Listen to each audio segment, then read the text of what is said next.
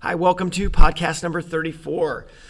Yep, here we go with another one. No bullshit. We're just going to jump right into techniques. But of course, before we do that, I do want to thank everybody for tuning in and listening into these.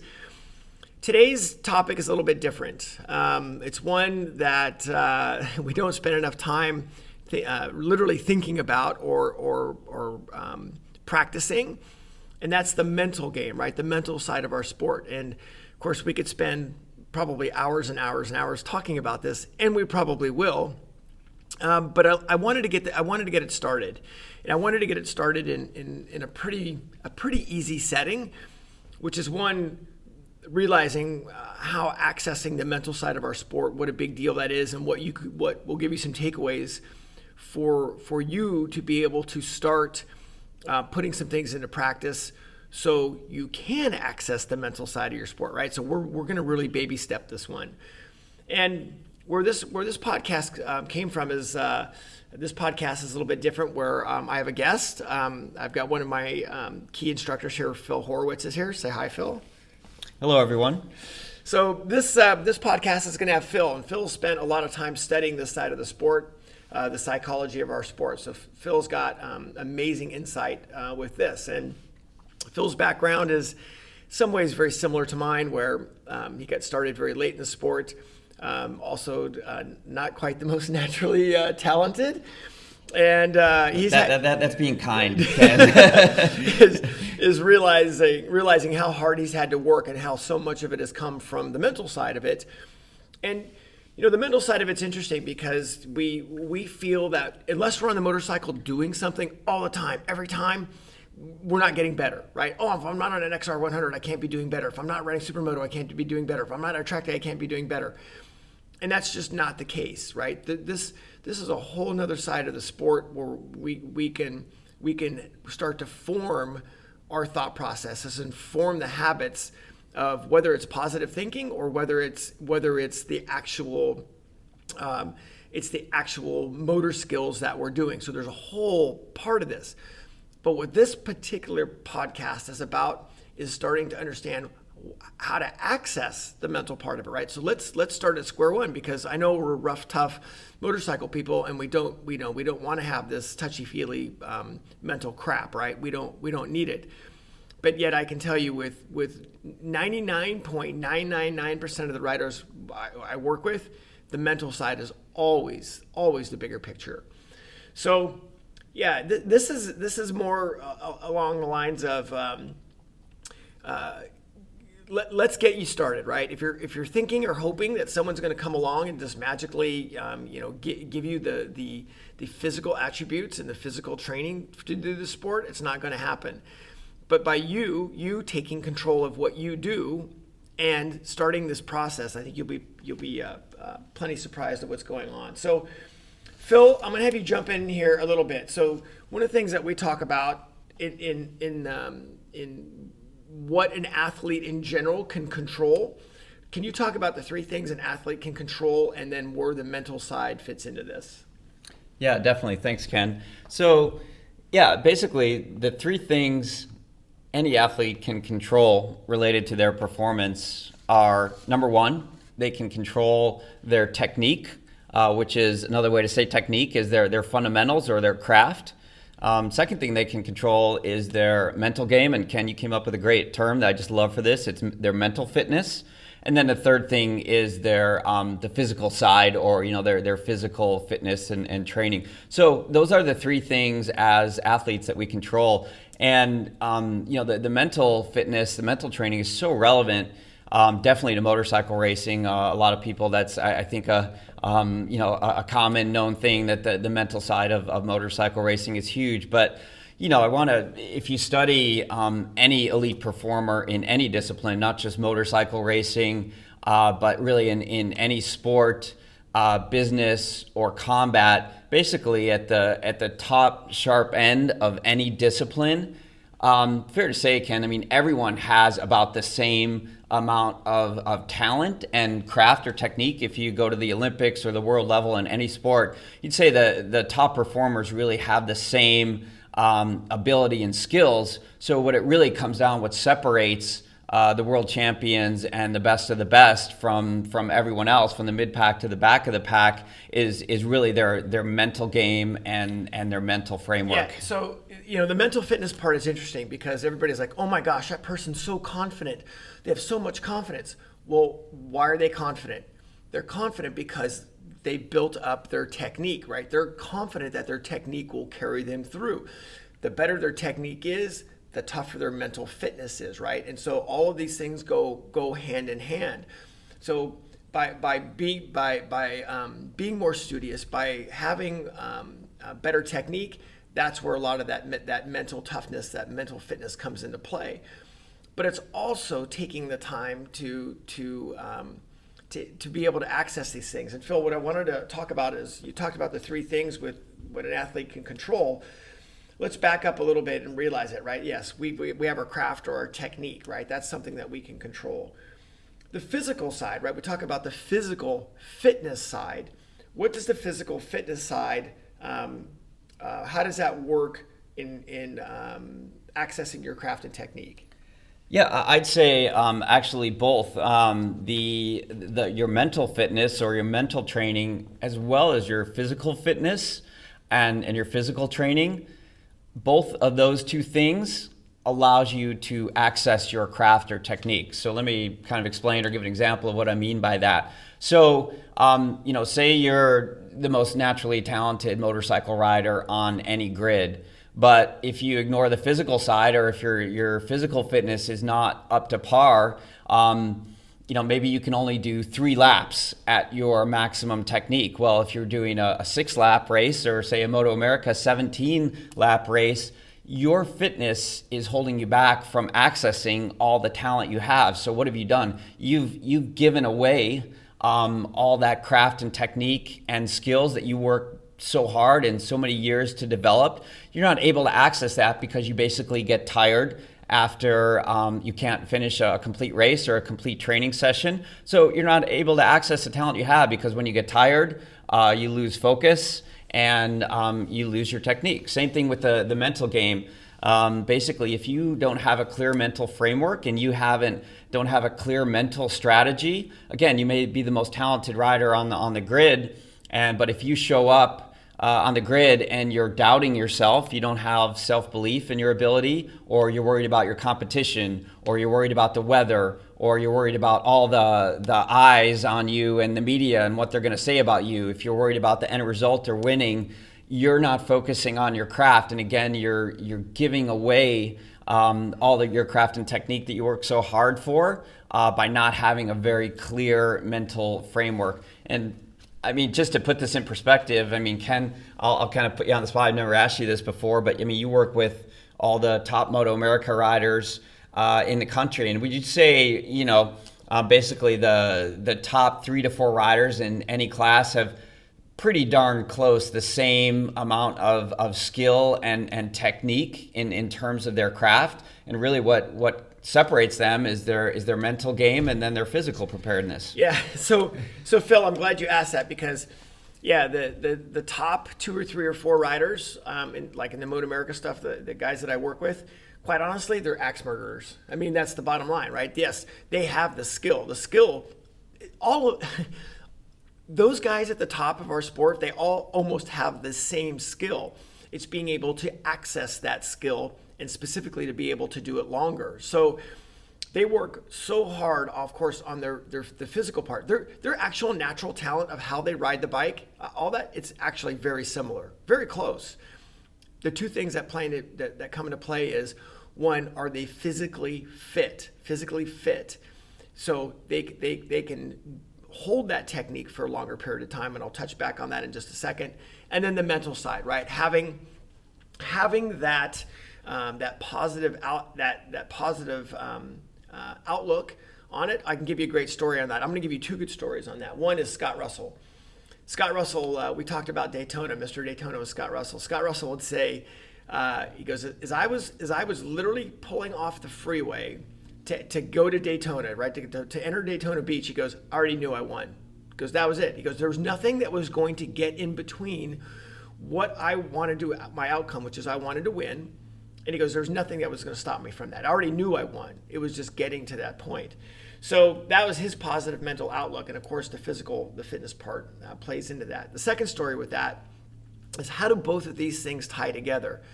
I'll give you a story, and this is actually going to be a separate podcast and a separate article at some point. At New Jersey Motorsports Park this year, 2016, JD Beach won both of the 600 races, the super sport races. So the time, so JD's race number one, his total race time for race number one, and his total race time for race number two, so right, the total time, the difference between the races was 47 hundredths of a second. 47 hundredths. So he was able to stay focused mentally and physically. There was only a 47 hundredths of a second difference between both race times. It was incredible. So that's where that whole part came into play. And I want to touch back on what Phil said, right? So when we have those three things an athlete can control, right? The craft or technique, right? They're fundamentals. Fundamentals can always get better. They can always be better, but it's something that we're always working on. I want you to think about that, to where your physical fitness, your physical fitness allows you to have access to your fundamentals, your craft, your deliberate actions for a longer period of time. So being more physically fit allows you to do that. The mental side is really what we look at and work on. The mental side is what allows you to access those techniques and fundamentals and make them more precise, right? But we've got to be able to have a positive outlook to be able to make that happen. A great way to look at that is I worked with a client just this week here at Thunder Hill, and the outlook is, we watch his video, and he says, oh my God, I suck so bad at this. I'm horrible at this. I can't get this done. And I said, you know what? How about we look at it this way? I suck at this. Here's how I'm going to fix it. Another way to look at it is, we look at riders and we go, oh my gosh, how did he do that? How did he or she do that? Well, change your thinking. How was he or she able to do that, right? There's a complete change in your thought process when it comes to that. So Phil, let's talk a little bit about, okay, so we see what a big deal the mental aspect is, right? And what can these people do to start? I mean, we can go in and give them a bunch of crazy deliberate things to do, doing on-bike drills, doing all this stuff. But how about we just start at the very, very basic? It's a loaded question, asking you this, but what do we see our clients lacking the most when it comes to this? Yeah, I'd say on the mental side of things, I'd say the number one thing that we see, Ken, in terms of not having a clear mental framework or a weak mental fitness, lack of focus, and the way you describe it, lack of the ability to, number one, have a plan and focus on that plan, and also lack of the ability to refocus. So they're thinking about 100 other things other than what they should be doing to optimize their performance. At speed, on the motorcycle. They're playing with their cell phone. They're worried about their helmet. They're worried about what everyone else is doing in the pits. They're worried about the weather. They're worried about their bike. Everything but focus and refocus. And the way I would describe that is, they don't have the ability to remain present. Yeah, I agree with that. So, the first step of this is putting yourself in the moment. You're going to go ride a motorcycle. First of all, we actually don't get a lot of time to ride, right? When you go to a track day, you go to a race weekend, when you look at the big picture of how invested we are in this sport, we get very little time on the motorcycle. So having literally your framework, your mental framework, right? These pre-made decisions, this pre-made thought process, being in the moment. This is the number one thing that we see. People they're just not here. And of course, what's the number one reason why you crash a motorcycle, right? Lack of focus or lack of a plan. So we we need something that gets our brain engaged on the task we're going to do. And we're so busy, we're doing so many things, right? We're working so many hours a week. We have families, we got all this different stuff. But taking the time to learn to be present, I know, and you think you can do it. Well, and it's, I know the separate podcast that I did is, it's very easy to get focused. It's very difficult to get refocused. So you might be able to get initially focused, that's fantastic, but getting the refocus is the difficult part.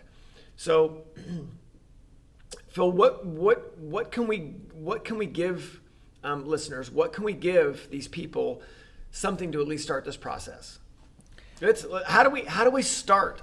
Let's just start. It's very basic. How do we start essentially our mental fitness? Yeah, I mean, two very simple things that anyone who wants to start working on their mental fitness, which will have a huge impact on their performance on the motorcycle. The most simple thing I can recommend to people, and I've done it myself, is just start with some basic introductory mindfulness training. Another name for mindfulness training is meditation, but you can't say the word meditation. I know. Ken, that makes Ken really nervous because you can't say that. Yeah, that's like way too it's too touchy-feely for you, Ken, right. So we don't use that term. We call it mindfulness training, or going to the mindfulness gym. Much better. All right. So how do we do that? How do we get started with that? All mindfulness training it's as simple as this. Can you focus on your breathing for 1 minute a day? So can you focus on inhaling and exhaling and just focus on your breath for 1 minute a day? And that's it. So a great way to start this, if you don't have experience with it, is basically there's a great app. It's, I think, one of the recognized leading apps in introductory mindfulness training. It's called headspace.com. It's HEADSPACE.com, headspace.com. They have a website or mobile apps, and they have a free 10-day trial, which is just an introduction to learning how to breathe and mindfulness training. And that's really how I got started. It's done by one of the recognized world leading experts in meditation. And basically, it's just the best way to get started. So if you can focus on your breath for 1 minute a day, that is training you to just observe your thoughts and be present for a minute a day. Once you're able to get that, you can start doing it 2 minutes a day. And basically the optimum is around, if you can get to 6 minutes a day at a minimum. 10 minutes is great, but if you can do a minimum of 6 minutes a day, just focusing on your breathing, that will train your ability to be present on the motorcycle. So that's really the easiest way to get started. They have a 10-day free trial, and that's really what got me started. The second thing that Ken and I are both a big fan of, I think it's the probably number one, both physical and mental training for a motorcycle racer, is a yoga class. Go sign up for a beginner introductory yoga class. I think they have them just about any city, anywhere you live. It's becoming quite popular now, but it's Ken and I both do it for both because we're pressed for time, so that actually is the most bang for the buck, because we actually in a yoga class you work on your mental training and ability to be present and focus, as well as there's tremendous physical benefits. For a lot of the movements in yoga are exactly mimic the physical fitness and movements that we do on a motorcycle, and also makes you more flexible and strengthens everything you need to ride a motorcycle really well, and also helps with injury prevention. So those two things, basic mindfulness training, a couple minutes a day, and sign up for a yoga class. And just I know it sounds strange, but just to bring up a couple things, if you look at the martial arts discipline and a lot of the Eastern stuff, and Bruce Lee and a lot of the top martial arts guys and MMA guys, so I mean martial arts at the top end, they absolutely work on their craft and technique. But they'll spend, once they get up to a very high level, they're spending 50% of their time on their craft and technique and their moves, and 50% of the time training their mental game. And that's no accident. And then the other thing you look at, I've researched and studied a lot of elite performers in multiple disciplines. And it's super interesting to me once I started getting into the meditation and learning mindfulness training, sorry, Ken, and learning more about it. Basically, I think about 80 to 90% of people who are the best in the world at what they do in any discipline, I found they all meditate every day. Yeah. They all do some mindfulness training for a couple of minutes a day in the morning or at lunch. But it was shocking to me how many of them had a very clear mental framework for how they approach their discipline, and basically all of them did basic mindfulness training every single day, and that blew me away. And I was like, okay, I need to get on board with this. Yeah, and it's funny because we've even asked our special forces friends how much time they're doing this, because you think everything that they're doing is all this tactical training and everything's very specific, all the moves. And it was shocking to hear that 50% or greater of what they do is their mental training, right? Their mental fitness, that they work on that. And that really was a little bit of a wake-up call when we found that out. So yeah, this podcast ran a little bit longer. Good, it needed to, because this is something we're not accessing enough. We're not putting ourselves in this. And I'll give you one little thing. So I worked at a track day, holding a track day classroom sessions a couple weeks ago, and we started talking about this subject. And so I challenged the riders in the room that day. I said, tell you what, how about before you ride, I said, you want to start the process to be a better motorcycle rider? I said, can you give me 40 seconds? 40 seconds is what I asked for. I said, before you get on your bike, give me two 20-minute sets, right? Two 20-second sets, two 20-second sets. I said, close your eyes, work on your breathing, be present, think about, right, what's next? What am I about ready to go do? Put yourself in the moment. So I said, give me two 20-second sets of that. And came back after that, I asked the class, I had about 40 people in the class, I said, how many people were able to accomplish that? And almost the whole class raised their hand. So we did another topic. I asked the same question afterwards. I said, how many people were able to accomplish their breathing, their thought process, their mental training? And one person raised their hand. So it was a little shocking to see how quickly that dropped off, but yet it's still one of the most important things that we work on. So we're going to challenge you a little bit. Let's we could sit here and give you a ton of different things to work on, all these different things while you're sitting on your bike, or all these mental games or video games, or we have all these specific off the bike training things developed for that. But it doesn't matter. It doesn't matter if you don't start this mind training, right? This mind fitness that we need to start our sport with. So Phil, thanks very much for coming and chatting about this. Thanks, Ken. Thanks for having me. Yeah, absolutely. And I think we're going to see some good progress with this.